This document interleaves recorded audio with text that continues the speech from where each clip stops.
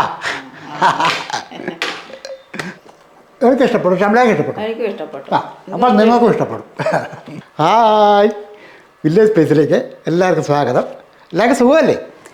ഇന്ന് നമുക്ക് ഒരു 4 മണി പലഹാരമായാലും, അങ്ങനെ 4 മണിക്കെന്ന് പറയണ്ട, ചിലപ്പോൾ രാവിലെ ആണെങ്കിലും അത് കഴിക്കാവുന്നതാണ്.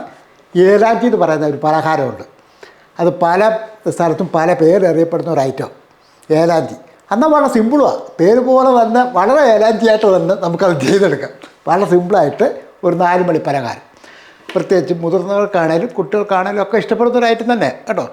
അപ്പോൾ സമയം കളാതെ അങ്ങനെ ചെയ്ത് നോക്കാം. അപ്പോൾ നമുക്ക് പലഹാരം റെഡിയാക്കാനായിട്ട് ആദ്യമേ തന്നെ ഇതേപോലെ ഒരു ജാറെടുക്കുക. അതിനുശേഷം ഒരു കോഴിമുട്ട ഈ ജാറിലോട്ട് പൊട്ടിച്ചങ്ങോട്ട് ഇടും.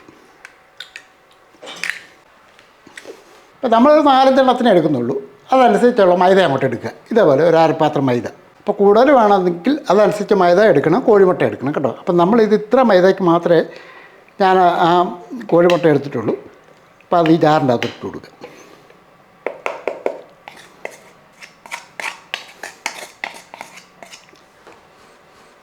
ഇനി നമുക്ക് ഇതിൻ്റെ അകത്തോട്ട് ആവശ്യത്തിനുള്ള ഉപ്പ് പൊടിയും കൂടി ഇട്ട് കൊടുക്കുക. നമുക്കൊരു കളറിനൊക്കെ വേണ്ടി ഒരല്പം മഞ്ഞൾപ്പൊടിയും കൂടെ അങ്ങോട്ട് ഇട്ട് കൊടുക്കുക. ആ ഇതേപോലെ. ഇനി ഇത് സ്പൂണൊന്ന് ഇളക്കിയിട്ട് കുറച്ച് വെള്ളം കൂടെ, പച്ചവെള്ളമാണ്, കുറച്ച് പച്ചവെള്ളം കൂടെ ഒഴിച്ച് ഇത് നല്ലപോലെ ഒന്ന് നമുക്കൊന്ന് അരച്ചെടുക്കണം. അതായത് ഇതാകുമ്പോൾ നല്ലപോലെ മിക്സ് ചെയ്തെടുക്കാമല്ലോ.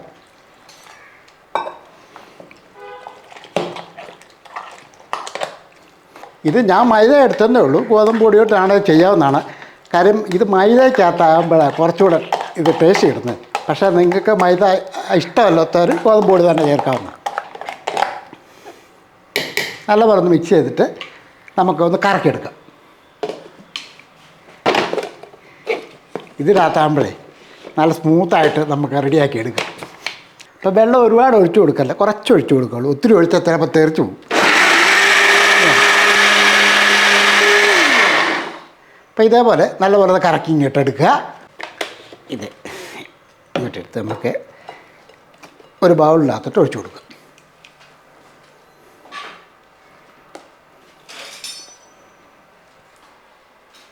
സാധാരണ നമ്മൾ ദോശമാവ് കലക്കി ദോശക്കല്ല് ഒഴിക്കത്തില്ലേ, ആ രീതിക്ക് വേണം ഇത് കലക്കിയെടുക്കാനായിട്ട്. ഇപ്പോൾ അത് ഏതാണ്ട് അതുപോലെയാണ് ഞാൻ ഇത് മിക്സ് ചെയ്ത് വെച്ചിരിക്കുന്നത്.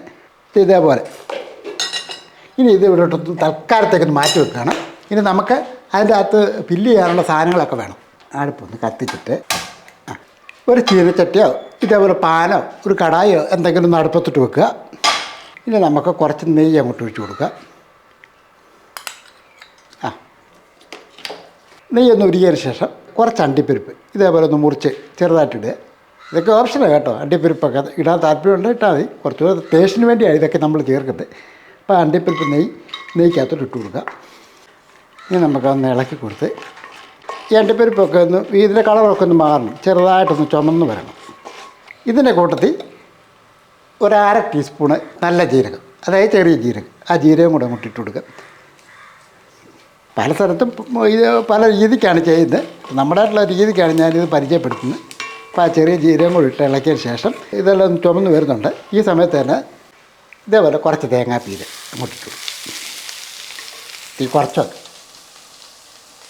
തേങ്ങാപ്പീരിട്ട് ഒന്ന് ഇളക്കി. തേങ്ങാപ്പീര് ഒന്നും ചുമക്കേണ്ട കാര്യമൊന്നുമില്ല, ഒന്ന് മിക്സ് ചെയ്താൽ മാത്രം മതി. ഇതേപോലെ ഇതിനകത്തോട്ട് നമുക്കിനി ആവശ്യത്തിനുള്ള ഏലക്കാപ്പൊടി, ഒരു 1/2 ടീസ്പൂൺ ഏലക്കാപ്പൊടിയും കൂടെ ഇട്ട് കൊടുക്കുക. ഇനി ഒന്ന് ഇളക്കി കൊടുത്ത് നമ്മുടെ തേങ്ങയൊക്കെ ഇട്ട് ഇത് കളറൊക്കെ ഒന്ന് മാറി വരുമ്പോഴത്തേക്കും നമുക്ക് മധുരത്തിന് ആവശ്യമുള്ള പഞ്ചസാരയാണ് ഇട്ട് കൊടുക്കുന്നത്. ഞാനൊരു 4 ടേബിൾ സ്പൂൺ പഞ്ചസാര ഒരു കണക്ക് വെച്ചാൽ ഇടുകയാണ്. ഇപ്പോൾ മധുരത്തിൻ്റെ ഇപ്പോൾ ഇഷ്ടം പോലെ ഓരോരുത്തർ ചേർക്കാവുന്നതാണ്. മധുരം കുറച്ചോ മധുരം കൂട്ടി അതൊക്കെ നമ്മുടെ ഇഷ്ടത്തിന് ചേർക്കാവുന്നതാണ്. അപ്പം ഇപ്പോൾ ഈ ഒരു രീതിക്ക് മതി. ഒരുപാടൊന്ന് കരിഞ്ഞും പോകണ്ട, ചുമക്കുകയും വേണ്ട. എന്നിട്ട് ഇതേപോലെ ഒന്ന് കളറൊന്ന് മാറിയാൽ മാത്രം മതി. ഇനി ഇതൊക്കെ നിർത്താം. നമ്മൾ ഈ കടായിക്കകത്തുനിന്ന് ഇതങ്ങ് മാറ്റുകയാണ്. കാര്യം ഇതിൻ്റെ അകത്ത് ഇരുന്നാലേ തണുക്കത്തില്ല, ഇരുമ്പല്ലേ.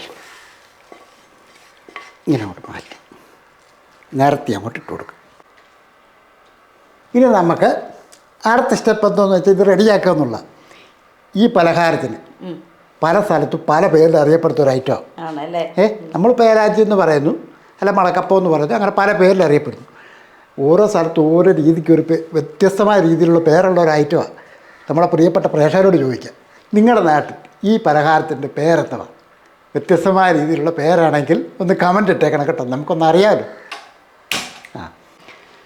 അപ്പം ഈ പാൻ അങ്ങോട്ട് വെച്ച് കൊടുക്കുക. ചൂടായ ശേഷം ഒന്ന് ഒഴിച്ചു കൊടുക്കുക.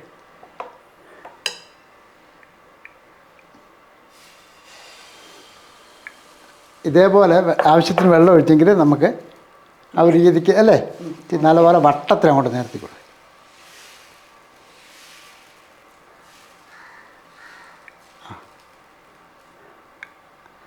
അതേപോലെ അങ്ങോട്ട്.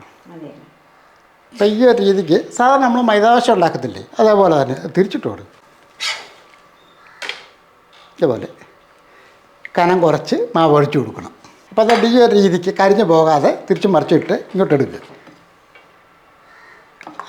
അപ്പോൾ ഇതേപോലെ തന്നെ ബാക്കി ഇവിടെ ചുട്ടെടുക്കുക. കുറച്ചുകൂടെ മാവ് ഒഴിച്ചു വിടുക.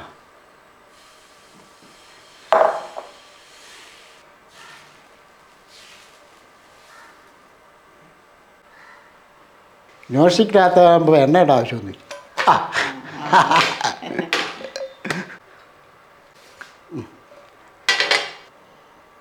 അപ്പം കേളമ്പാടും ഒറ്റയ്ക്ക് ചുട്ടമ്മായി.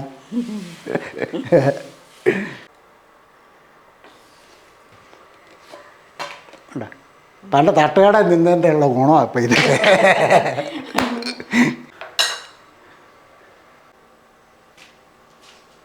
ഞാൻ നേരത്തെ പറഞ്ഞ പോലെ നമ്മൾ ചെറിയ അളവിൽ മാത്രമേ കാണിക്കുന്നുള്ളൂ, 4-5 എണ്ണം കേട്ടോ. അപ്പോൾ നമ്മൾ വേണ്ട അതിനാവശ്യമുള്ള അപ്പങ്ങളൊക്കെ റെഡിയാക്കിയിട്ടുണ്ട്. ഇനി ഇതിൻ്റെ അകത്തോട്ട് കുറച്ച് നേരത്തെ റെഡിയാക്കി വെച്ചിരിക്കുന്ന ഈ ഐറ്റം എല്ലാം അങ്ങോട്ട് കുറേശ്ശെ അങ്ങോട്ട് ഇട്ട് കൊടുക്കുക. ഇതിങ്ങനെ അങ്ങോട്ട് നല്ല ടൈറ്റായിട്ട് അങ്ങോട്ട് മടക്കുക. എന്നിട്ട് ഇങ്ങനെ അങ്ങോട്ട് മടക്കുക. ഈ സൈഡ് കണ്ട ഇതേപോലെ അങ്ങോട്ട് മടക്കിയെടുക്കുക. കാരണം ഇതിൻ്റെ അകത്തിരിക്കണം നമ്മൾ ഈ നിറച്ച് വെച്ചിരിക്കുന്ന ഫില്ലിങ്ങൊക്കെ. ഇങ്ങനെ അങ്ങോട്ട് ചുരുട്ടി ഇതേപോലെ അങ്ങോട്ട് ചുരുട്ടി വെക്കുക. ഇതേപോലെ തന്നെ ബാക്കിയൂടെ നമുക്ക് ഒന്ന് ഫില്ല് ചെയ്ത് ആവശ്യത്തിന് ഇട്ട് കൊടുക്കുക. ഇനി ഇതിങ്ങനെ അങ്ങോട്ട് മടക്കുക. ഈ സൈഡിലൂടെ ഇങ്ങനെ അങ്ങോട്ട് മടക്കുക. ഇവിടം കൂടെ ഇങ്ങനെ മടക്കുക. എന്നിട്ടിങ്ങനെ ഒന്നുകൂടെ ചുരുട്ടി ചുരുട്ടി ചുരുട്ടി ഇങ്ങനെ അങ്ങോട്ട് നിൽക്കുക. കണ്ടേ ഇതേപോലെ. അപ്പം ഇതിങ്ങനെയാണ് നമ്മൾ നേരത്തെ പറഞ്ഞ ഏലാഞ്ചി റെഡിയാക്കുന്നത് കേട്ടോ. നല്ലൊരു പലഹാരമായിട്ട് ഇതിനെ കാണാം കേട്ടോ. നല്ല ടേസ്റ്റാണ് ഇങ്ങനെ കഴിക്കാനും. ഇതിപ്പം വളരെ എളുപ്പത്തിൽ ചെയ്യാൻ പറ്റുന്ന ഒരു 4 മണി പലഹാരമാണ്. കാര്യം എന്ന് വെച്ചാൽ ഒരുപാട് സമയമൊന്നും എടുക്കുന്നില്ല, ഒരുപാട് ഐറ്റങ്ങളും ഇല്ല അല്ലേ, പെട്ടെന്ന് തന്നെ ചെയ്തെടുക്കാം. പിന്നെ 4 മണിയൊക്കെ ആകുമ്പോഴത്തേക്കും തീർച്ചയായിട്ടും ചായയുടെ കൂടെ എന്തെങ്കിലുമൊക്കെ കഴിക്കുന്ന ഒരു സ്വഭാവം നമുക്ക് മലയാളികൾക്കുണ്ട് അല്ലേ, പ്രത്യേകിച്ച് എനിക്കുണ്ട്. അല്ലേ, ഇതിപ്പോൾ ചായയുടെ കൂടെ കാപ്പിയുടെ കൂടെ ഒക്കെ നമുക്ക് കഴിക്കാവുന്നതാണ്. തീർച്ചയായിട്ടും വിശക്കുന്നതെന്നും പറഞ്ഞ് ആരും പരാതി ഇനിയും പറയാനില്ല. ഇതേപോലുള്ള സാധനങ്ങൾ ഉണ്ടാക്കിയാൽ പെട്ടെന്ന് തന്നെ റെഡിയാക്കി എടുക്കാം, ഒരുപാട് സമയം എടുക്കാതെ നല്ല ടേസ്റ്റി ആയിട്ട്. ഒരു ഏലാഞ്ചി കേട്ടോ. ചിലയിടത്തൊക്കെ ഇതിനകത്ത് തേങ്ങാക്കൊത്തുണ്ടല്ലോ, ചെറുതായിട്ട് അരിഞ്ഞ് വറുത്ത് തേങ്ങക്കൊത്തിടും, മുന്തിരിങ്ങ ഇടും. അതൊക്കെ നമുക്ക് ഇഷ്ടം പോലെ എന്നൊക്കെ വേണമെങ്കിലും ചേർക്കാവുന്നതാണ്. അതായത് ആ ഫില്ലിങ്ങിന് വേണ്ടി കുട്ടികൾക്കായാലും മുതിർന്നവർക്കായാലും മധുരം കഴിക്കുന്നവർക്കൊക്കെ ആണെങ്കിലും ഇഷ്ടപ്പെടും. ഒരെണ്ണം എടുക്കുന്നുണ്ട് എന്നാ കഴി.